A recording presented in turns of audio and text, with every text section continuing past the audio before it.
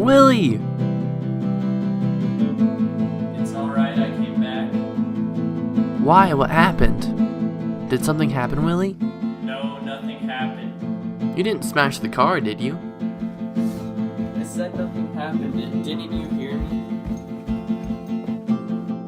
Don't you feel well?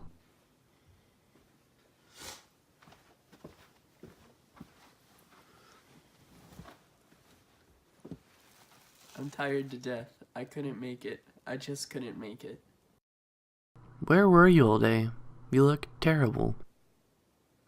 I got as far as a little bit above Yonkers and stopped for a cup of coffee. Maybe it was the coffee. What? I suddenly couldn't drive anymore. The car just kept going off into the shoulder, you know? Oh, maybe it was the steering again.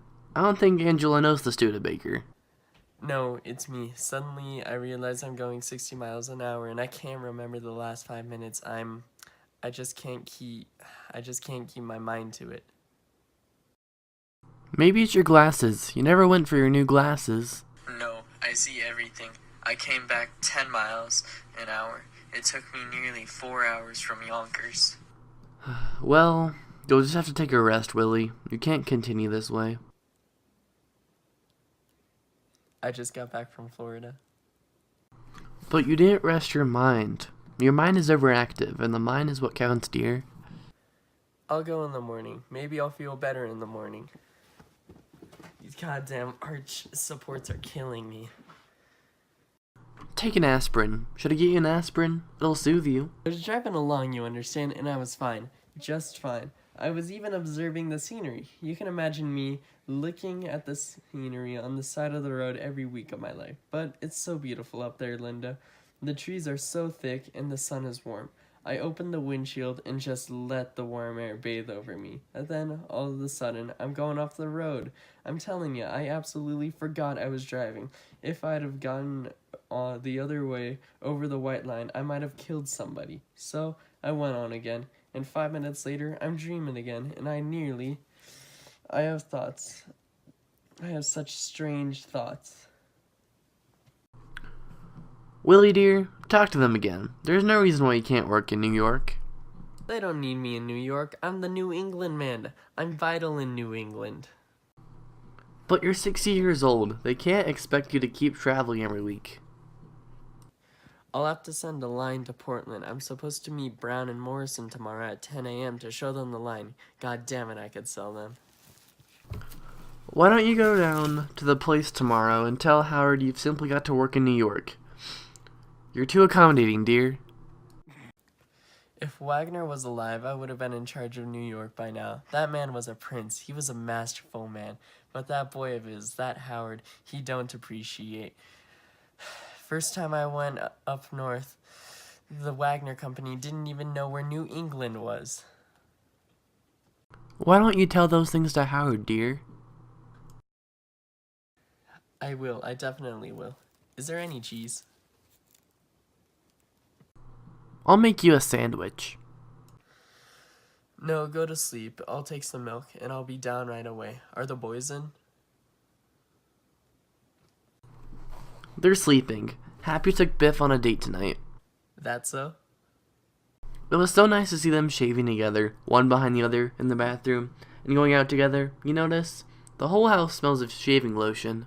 Figure it out. Work a lifetime to buy a house, and then there's nobody to live in it. Well, dear, life is casting off. It's always that way. 3, 2, 1. No, some people accomplish something. Did Biff say anything when I left this morning? You shouldn't have criticized him, Willie, especially after he just got off the train. You mustn't lose your temper with him. When the hell did I lose my temper? I didn't say anything, did I? I was just asking if he was making any money. Is that criticism? But dear, how could he make any money? There's such an undercurrent to him. He became such a moody man. Did he apologize when I left this morning? He was crestfallen, Willie. You know how he admires you. I think if he finds himself, then you'll both be happier and not fight anymore. How can he find himself on a farm? Is that a life? A farmhand?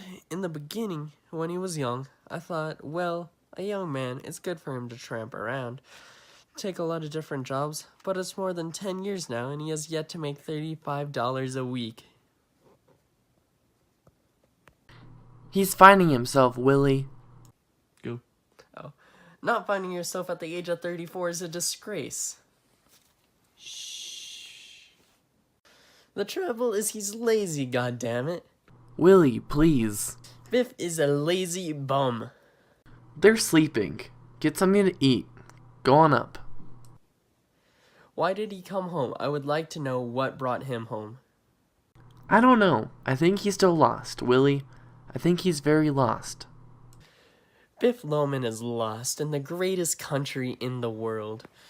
A young man with such personal attractiveness gets lost, and such a hard worker. There's one thing about Biff. He is not lazy.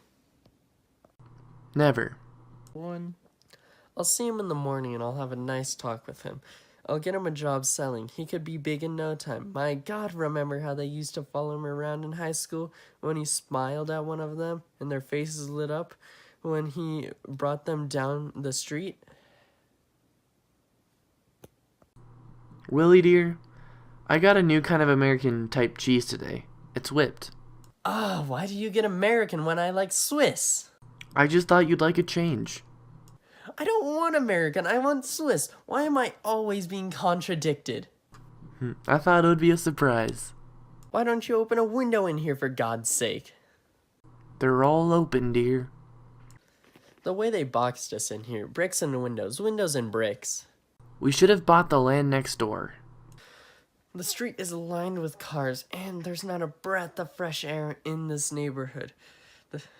The grass don't grow anymore. You can't raise a carrot in the backyard. They should have had a law against apartment houses. Remember those two beautiful elm trees out there when I and Biff hung the swing between them? Yeah, like being a million miles from the city. They should have arrested the worker that cut down those trees. They massacred this neighborhood. More and more I think of those times, Linda. This time of year, it was lilac and wisteria. Then the peonies would come out and the daffodils. What fragrance in this room. Well, after all, people had to move somewhere. No, there's more people now.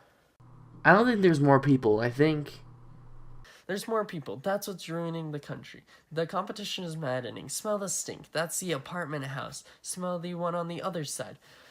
How can they whip cheese? Go up. Try it and be quiet. You're not worried about me, are you, sweetheart? You've got too much on the ball to worry about. You're my foundation and support, Linda. Just try to relax, dear. You make mountains out of molehills. I won't fight anymore. If he wants to go back to Texas, I'll let him. He'll find his way. Sure, certain men get started later in life, like Thomas Edison or B.F. Goodrich. I think one of them was deaf. And Willie, if it's warm Sunday, we'll drive into the country and we'll open the windshield and take lunch. No, the windshields don't open on the new cars. But you opened it today. Me? I didn't. Now, isn't that peculiar? Isn't that a remarkable? What, darling? That is the most remarkable thing. What, dear? I was thinking of the Chevy, 1928, when I had it. Isn't that funny? I could have sworn I was driving that today. Well, that's something. Something must have reminded you. Remarkable, isn't it? The way Biff used to simonize about the car, the way the dealer used to not believe that car had 80,000 miles on it. Close your eyes. I'll be right down. Be careful on the stairs, dear. The cheese is on the middle shelf.